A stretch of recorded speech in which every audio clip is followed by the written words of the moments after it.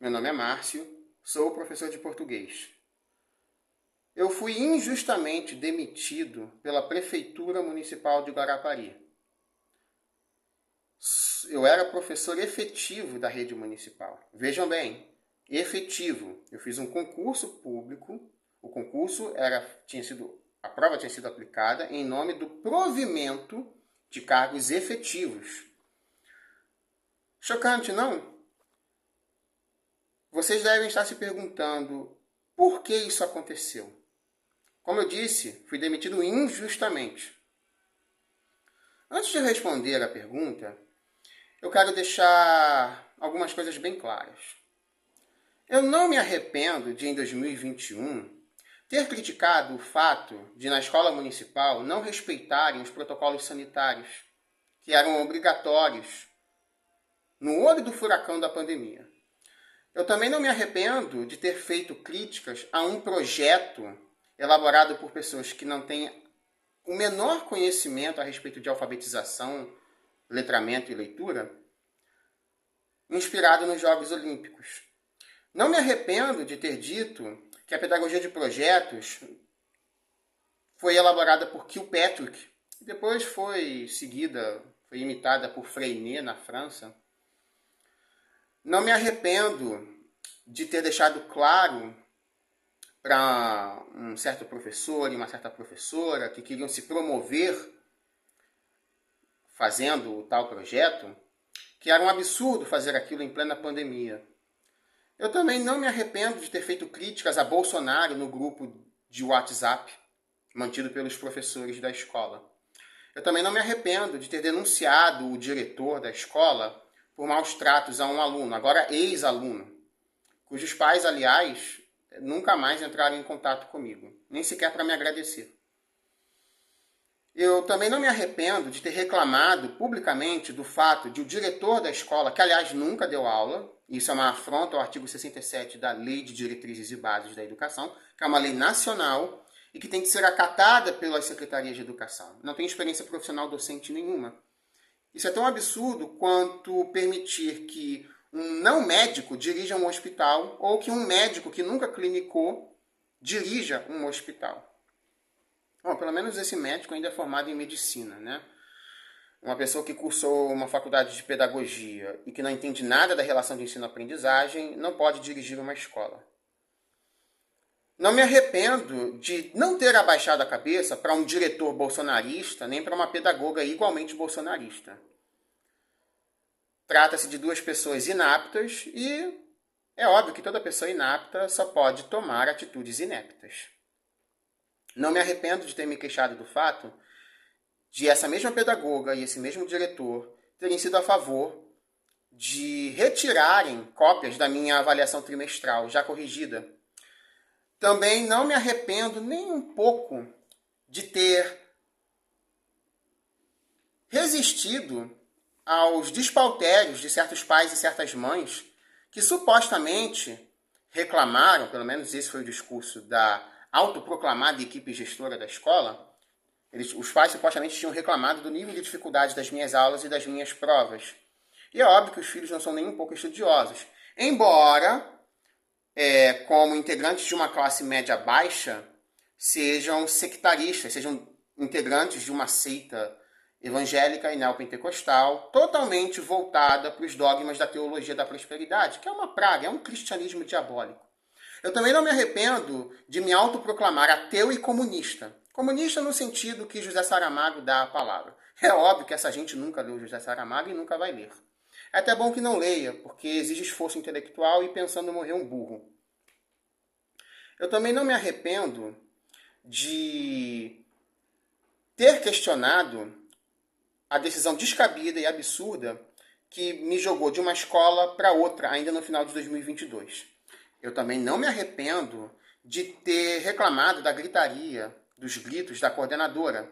A mesma que tinha encabeçado um projeto que, no mínimo, colocava em xeque os protocolos sanitários da pandemia. Eu também não me arrependo de ter encarado o marido dela, que também é professor da escola e que é cabo eleitoral, quando ele apontou o dedo para o meu tórax para dizer que a esposa dele podia fazer o que bem entendesse dentro da escola. Eu também não me arrependo de ter contestado uma hierarquia que, na verdade, não existe. Vejam só, eu sou professor de língua e literatura. Eu não posso ser promovido ao cargo de pedagogo nem ao cargo de coordenador. O pedagoga, né? A profissão é majoritariamente feminina. A pedagoga não pode ser promovida à função de diretora.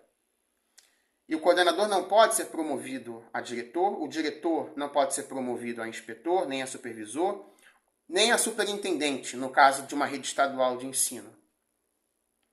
O poder deles é discricionário e não hierárquico. Nós, professores, somos um colegiado e, portanto, conforme o que diz o Estatuto do Magistério, merecemos respeito público compatível com o nosso status. Ora, nós deveríamos ter um status superior ao status dos juízes, por um motivo óbvio. Nós somos responsáveis pela formação de futuros médicos, futuros psicólogos, futuros engenheiros, futuros advogados e futuros juízes. É uma questão de lógica. Não me arrependo de ter provado por A mais B para a pedagoga que trabalhava na escola onde eu lecionei em 2022, a mesma em que um ex-aluno meu foi escorraçado pelo diretor, que é cabo eleitoral do prefeito. Não me arrependo de ter provado, de ter demonstrado para ela que as críticas dela eram ineptas. Fruto da incompetência mesmo. Mas, coitada, não é estudiosa, né? A verdade é essa. Talvez eu devesse ter um pouquinho mais de paciência com as limitações das pessoas que chegam aos quadros do magistério público. Eu também não me arrependo de ter lutado pela educação linguística e literária de qualidade. Eu também não me arrependo de ter agido dentro da ética e dentro da lei. Também não me arrependo de ter deixado claro para a diretora da última escola municipal em que eu lecionei que ela também nunca deu aula e que, portanto, o fato de ela ser diretora também é uma afronta ao artigo 67 da LDB. Os diretores da rede municipal não são eleitos por voto direto e eu não fico preocupado comigo. Não estou preocupado comigo. No entanto, isso abre um precedente terrível. Outras prefeituras e outras administrações dentro do Poder Executivo, nas esferas municipal e estadual, podem pensar que podem fazer o que bem entendem com qualquer professor. Aqui no Espírito Santo tem crescido, tem aumentado significativamente o número de denúncias por assédio moral. A propósito, eu não me arrependo de, em 2023, ter ajuizado uma ação contra a Prefeitura de Guarapari por assédio moral. Não me arrependo mesmo. De qualquer forma, eu acho que agora eu respondi a pergunta do início do vídeo. Por que eu fui demitido injustamente? Vejam só, exoneração é uma coisa, demissão é outra. A demissão, dentro do serviço público estatutário, é sempre uma sanção, é sempre uma punição. Na iniciativa privada não é, mas no serviço público estatutário é. Aos pais que estiverem vendo este vídeo, aos pais que se preocupam com a qualidade da educação escolar dos filhos, a esses pais eu sugiro que comecem a pedir à administração municipal dinheiro para ser usado na escola particular. Não que eu seja a favor da privatização do ensino. Eu sou de esquerda e social-democrata de carteirinha, mas o que se faz na rede pública municipal de Guarapari é uma farsa. Enquanto nós, professores, temos de lidar com péssimas condições de trabalho, com condições haitianas de trabalho, pedagogos e diretores ficam dentro de salas com ar-condicionado. Enquanto no verão, os seus filhos e os professores sofrem. É óbvio que eu vou pedir a reintegração.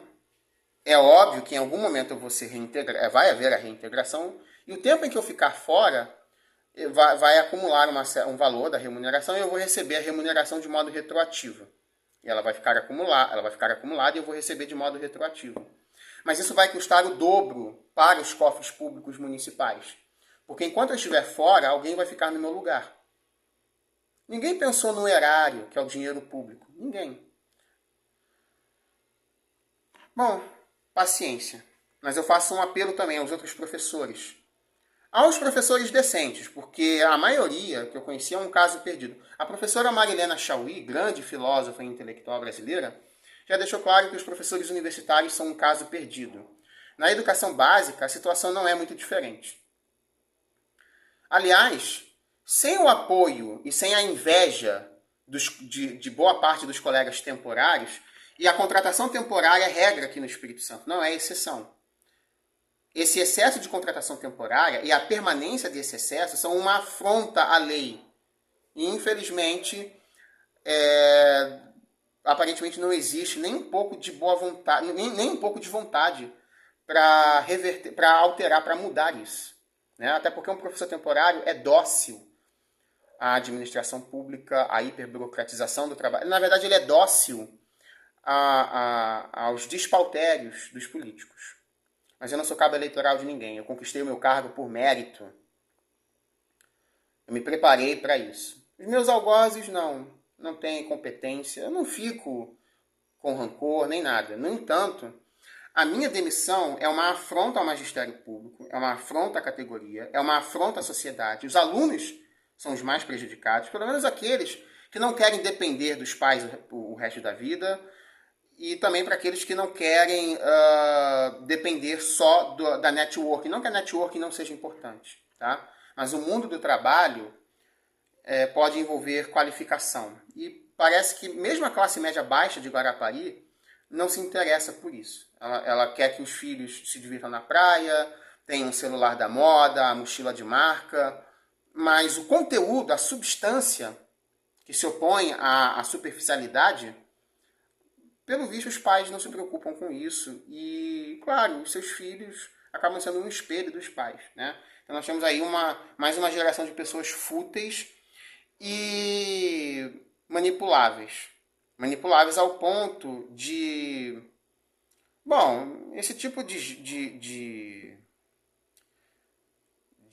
sociedade, esse tipo de população é muito útil para políticos iguais a Bolsonaro, né?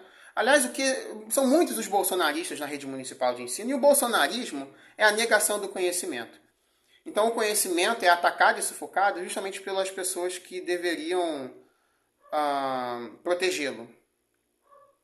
Mas, como eu dizia, isso é uma afronta ao Estado Democrático de Direito. Isso pode abrir um precedente terrível. Por isso, eu peço que esse vídeo seja divulgado amplamente e peço o apoio de todos vocês. Vocês que realmente acreditam numa educação progressista, numa educação baseada num esforço em prol da democracia. A democracia é uma conquista, um trabalho de gerações, né? A minha preocupação não é nem comigo, é com o precedente que isso abre. Muito obrigado pela atenção de vocês.